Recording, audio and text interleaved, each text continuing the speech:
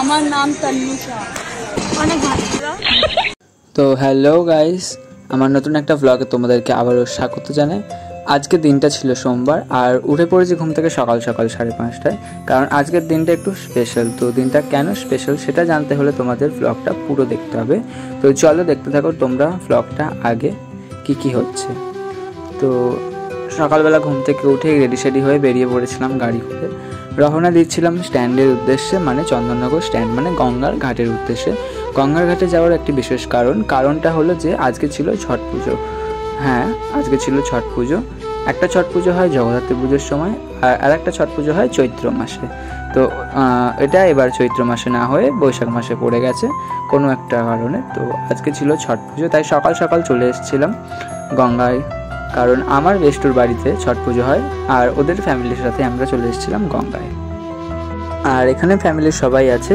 এটা হলো ছোদ্দা আর ভাইপো, মানে বড় দাদার ছেলে। তো ভাইপোকে জামা প্যান্ট পরে দিচ্ছিল ছোদ্দা। আর এটা হলো ছোট বৌদি, এটা হলো ছোদ্দা আর ছোট বৌদি, যাদের আলাদা করে দেখাচ্ছিলাম তাই ওরা বললো একসাথে দেখিয়ে দিতে। তো ছোট বৌদি, আর এখানে দিদি, ভাগ্নি, ভাগনা, বড় বৌদি, মেজ বৌদি, বড়দা সবাই আছে। এখানে আছে কাকিমা আর বড় বৌদি, ওরা পুজোর প্রসাদ তুলছিল। আর তার থেকেও বড় ব্যাপার হলো এখানে আরেকজন বৌদিও আছে, যিনি মুসলিম হয়েও ছট পুজোয় পার্টিসিপেট করেছিল। তো এটা কত একটা ভালো ব্যাপার যে সব ধরনের সব মানুষ একসাথে মিলে একটা উৎসব পালন করছে। এটা আমাদের জন্যে অনেক গর্বের ব্যাপার। পুজো হয়ে গেছিলো শেষ, তাই এবার বাড়ি ফেরার পালা। আর এখানে যেহেতু একটা ভানে সবাই ধরেনি, তো আরও 2-3টে বাইকে আমরা সবাই শেয়ার করে এসেছি। একটা বাইকে মেজো দাদা বৌদি ভাইজি, একটা বাইকে বড় দাদা বৌদি ভাইপো, একটা বাইকে আমি, আমার বেষ্টু আর একটা ফ্রেন্ড। তো এনারা সবাই চলে যাচ্ছিলেন একসাথে।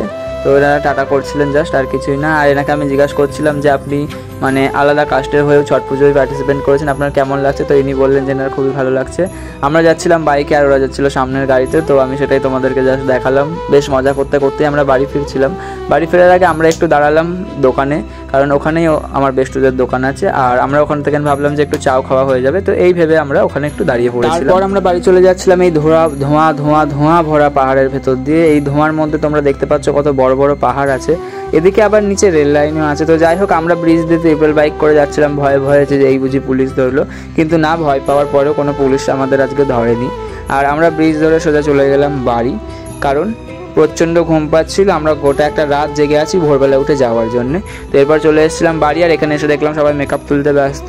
তো আপাতত ব্লগটা আমি ওখানেই স্টপ করেছিলাম। তারপর বিকেলবেলা আমরা চলে গেছিলাম আফরিনের বাড়ি, মানে আমার স্কুল ফ্রেন্ড আফরিনের বাড়ি। ওর বাড়ি যাওয়ার কারণটা হলো ঈদে ও ইনভাইট করেছিল, আর সেই দিন আমরা যেতে পারিনি, তাই আজকে আমরা চলে গেছিলাম ওর বাড়ি ইনভিটেশন। ওখানে গিয়ে লাগছিল প্রচণ্ড গরম, তারপর তাই আমরা 2 ফ্যান চালিয়ে নিয়েছিলাম, একটা তলায় একটা উপরে, দেখতেই পাচ্ছ। আর কি বেশি দেরি না করেই আমরা চলে গেলাম যেই কারণে গেছি সেই কাজটা করতে, কারণ এরপর আমাকে আবার কাজে যেতে হবে। তো আফরিন নিয়ে চলে এসেছিলো এই গরমের মধ্যে একদম ঠান্ডা লস্যি, দেখতেই পাচ্ছ ওর মধ্যে বরফ দেখা যাচ্ছে। তো বেশি দেরি না করে লস্যিটা খেয়ে নিলাম। লস্যিটা খেয়ে জাস্ট মন প্রাণ জুড়িয়ে গেল, আর লস্যির টেস্টটা ছিল জাস্ট অসাধারণ। তো কাকিমা বানিয়েছিল, থ্যাংক ইউ কাকিমাকে। তারপর আফরিন নিয়ে এসেছিলো দই বড়াটাও ভীষণ টেস্টি ছিল। তো আমরা আর বেশি দেরি না করে দই বড়াটাও খেয়ে নিলাম তাড়াতাড়ি, কারণ এরপর আমাদেরকে বাড়ি চলে যেতে হবে তাড়াতাড়ি। তারপর আমি আফরিনের বাড়ি থেকে সোজা চলে গেছিলাম আমার কাজের জায়গায় দোকানে, আর ওখানে আমি ক্লিপ নিতে ভুলে গেছি। তো ওখানে গিয়ে আমায় দিয়ে দিয়েছিল সন্ধ্যাবেলা গরম চা। আমি খাই গরম চা। আর তোমরা অবশ্যই জানিও যে আমার ব্লগটা কেমন লাগলো, আর আমার প্রত্যেকটা ব্লগই তোমাদের কেমন লাগে অবশ্যই জানিও। আর আমি চেষ্টা করব যে এর থেকে বেটার ব্লগ করার, কারণ আমি জানি আমার ব্লগে অনেক ভুল ভ্রান্তি থাকে, তার জন্য সবার কাছে ক্ষমা চেয়ে নিলাম।